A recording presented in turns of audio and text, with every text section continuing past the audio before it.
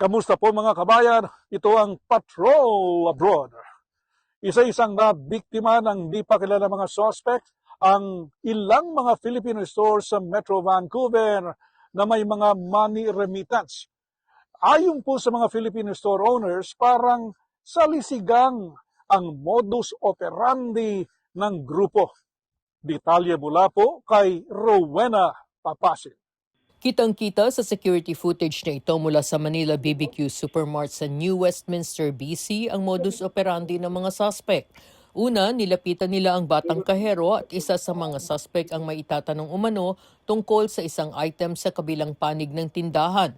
Pagsama ng cashier sa nagtatanong, pinasok naman agad ng pangalawang suspect ang remittance area habang nagsilbing lookout ang ikatlong suspect.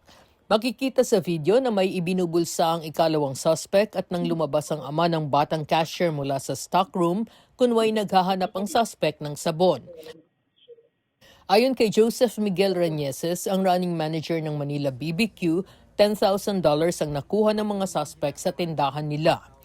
Tinawag nila yung bata and then somewhere sa corner ng store, and then the other guys went in and then get some money sa drawers, and then na-realize ni Tito, and then lumabas siya, and then hindi siya nagpanic. He just know that something's wrong because they might have gun or deadly weapon. They might hurt him. So hindi nila masyadong Magkano nakuha sa inyo?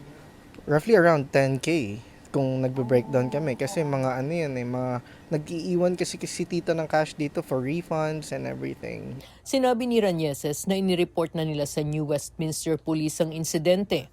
Anya, nagpapasalamat na rin sila na hindi ang mga remittance money ang nakuha at walang nasaktan sa kanila. So he checked the remittance money, it's still there. So he didn't panic kasi yun ang malaki. Pero he knows na fishy yun. Nabiktima rin ng ganitong modus operandi ang Pinoy Dragon Mart na ilang kanto lang ang layo sa Manila BBQ, doon pa rin sa New Westminster, BC. Tumangging humarap sa camera ang may-ari na nakilala lang sa pangalang Jeff, pero kinumpirma niya na siya mismo ang inabutan ng mga suspect. Sinabi rin ni Jeff na dahil walang nakuha ang mga suspect sa una nilang punta, bumalik pa ang mga ito habang ang kapatid niya naman ang tumatao doon. Tinawag ako sa kanto para magtanong. I think yung frozen saba. Ganun din sabi ng kapatid ko. Tapos while he was talking to you, May isang tao dito. isang tao. Yung Kung- isa pa nilang kasama, nasa that side. Dalawa sila Dalawa doon. yung nagtatanong. Yeah. Okay, so merong So ako parang sumisimple dito. sumisimple. Tapos ang hirap din sila tanggihan kasi parang ayaw mo, as Pilipino, ayaw mo maging bastos.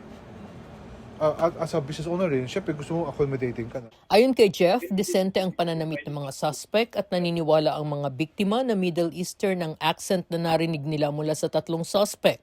Hindi lang New Westminster ang naging punteriya sa mga nakawan. Nabiktima rin ang tindahan grocery na pag-aari ni Stella Daza Belda, anak ng kilalang Filipino chef na si Nora Daza at kapatid ni Sandy Daza. Ayon kay Belda, pareho rin ang modus operandi. Isa sa mga suspect ang maitatanong kunwari para mawala ang tao sa cashier at saka si simple dito ang ikalawang suspect. Yung isang lalaki pumunta sa harap, tinanong yung cashier namin, parang, can you help me? Parang, why do you have different kinds of sausages? Yung mga longganisa, ba't iba-ibang kulay? Eh, syempre, parang helpful, di ba? So, because it's gonna get. And then, yung isa, pumunta dun sa counter namin. This is 2 o'clock in the afternoon. Maya't maya, may pumapasok na tao. Sinatsyempohan lang talaga nila. Binuksan yung cabinet ko sa ilalim ng till. Sinabi ni Belda na wala namang nakuhang pera sa kanila liban sa pagkain mula sa kanilang hot food section.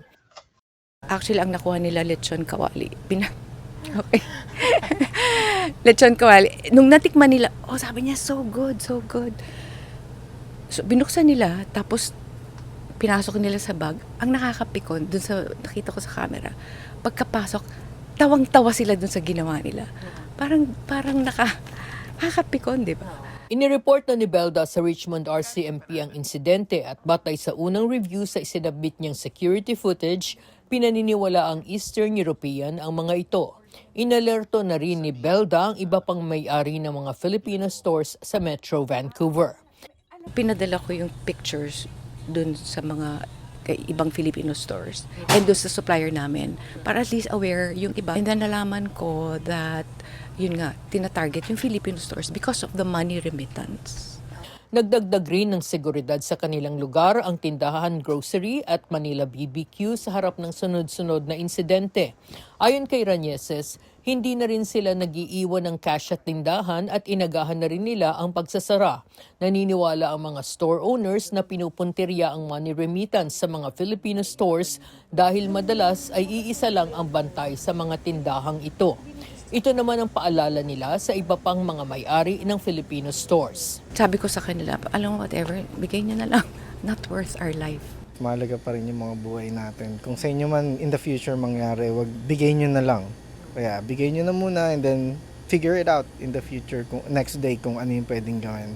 Kasi pag wala na, pagka tinuluyan ka na, wala nang next day. You don't have to worry about the next day. Yan. Sinabi ng 3 Filipino store owners na matagal na ang kani-kanilang negosyo pero ngayon lang nangyari na nanakawan sila. Tuloy pa rin ang investigasyon ng pulis sa mga insidente.